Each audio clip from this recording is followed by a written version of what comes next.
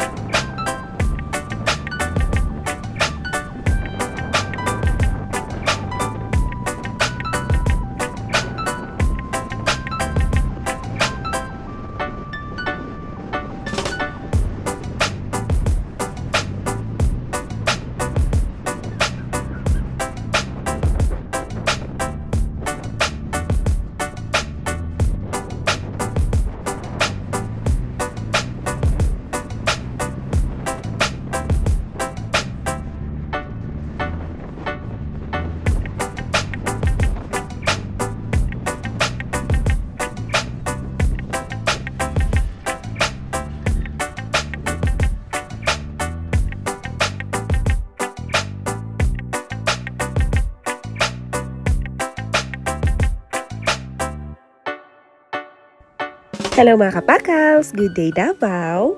Andito tayo ngayon sa ating bagong discovery, ang Luis Resto Buffet. Nakakabukas lang last February. 299 lang ang kanilang regular rate.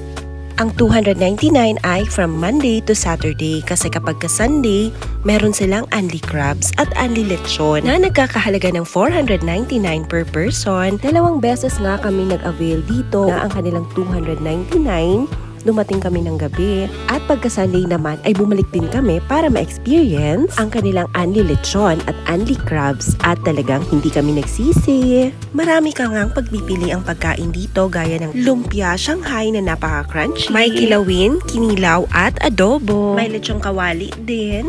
At dahil buffet ito, kahit gusto mo ng unlimited rice, pwedeng-pwede. Meron din silang fish finger at calamares. Meron din namang palabok na napakasarap ng sauce. At sa 299 ay meron na din silang seafoods mix. Nasakto ang timpla, naghahalo ang tamis at ang lasa ng alat. Dahil nga seafoods lover ako, ay ito talaga ang binabalik-balikan ko. At si Dads naman, paboritong-paborito ang kanilang kaldereta dahil napakalambot at napakasarap. Totoo yan!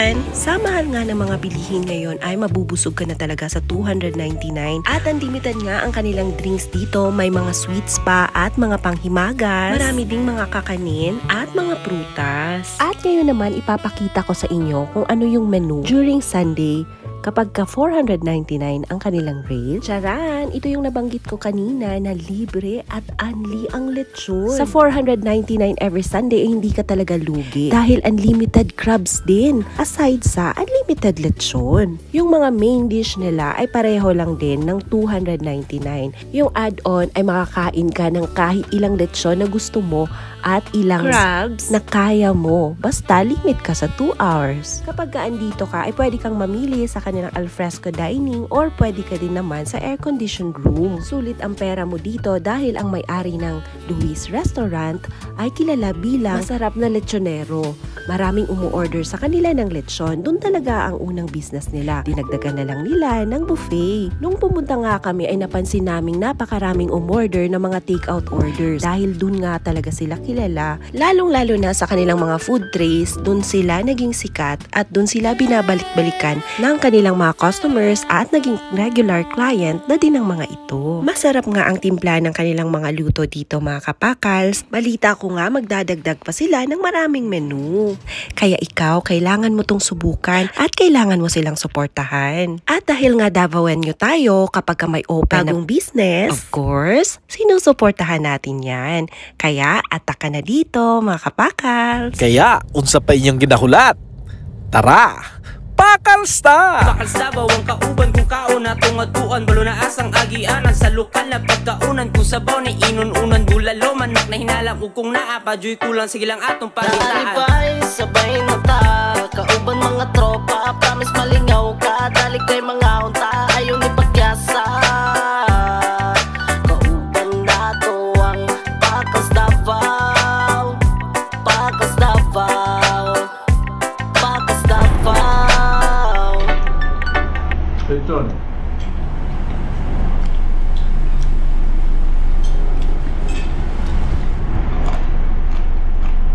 Wow. Probs. Only lechon, $4.99. For only $4.99, may unli lechon ka na, may unli crabs ka pa. So dahil po guys sila mga ibang sudan guys, no, napon sila yung caldereta, which is isa sa akong mga paborito. Beef caldereta, na sila yung kinilaw, na sila yung inihaw na pusit, na sila yung adobo, na sila yung fried chicken, na sila yung calamares, no? And na sila yung salad, na sila yung mga fruits, libre ang drink, unli ang drinks, na sila yung sabaw, na so asa pa ka.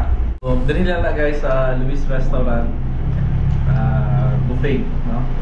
So, dali na siya located sa Tigato and Kabantian Bypass Road. Doon lang siya guys sa Teachers Village.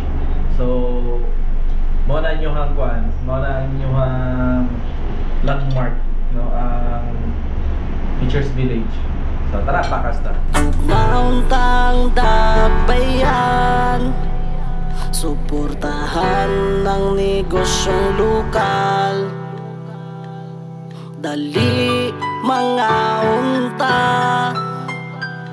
tara, pakals na.